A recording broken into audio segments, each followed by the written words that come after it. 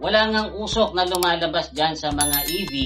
Pero yung kuryente naman na ginagamit dyan ay galing sa coal power plants na mausok din. Well, totoo po yan. Marami kasi po tayo ditong coal power plants sa Pilipinas. Majority po ng kuryenteng ginagamit ng mga Pilipino ay galing sa mga coal power plants. Pero meron din po tayong ibang mga power plants bukod sa coal. Meron na po tayong mga solar power plants. Katulad sa amin dito sa Valenzuela, meron yan. At ayon po sa research ko, 3.8% ng kuryente ng Pilipinas ay dyan na nanggagaling sa solar.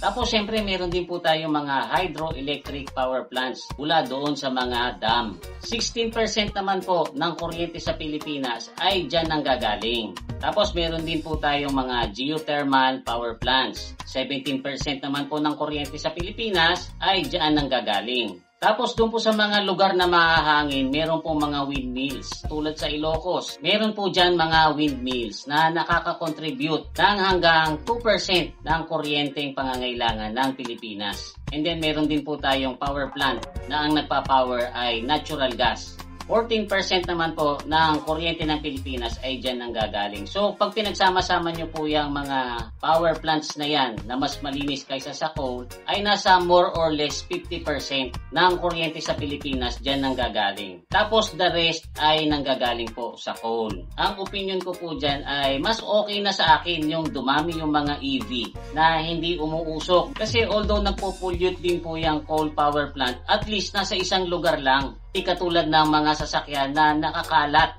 Opinion ko lang naman po yon.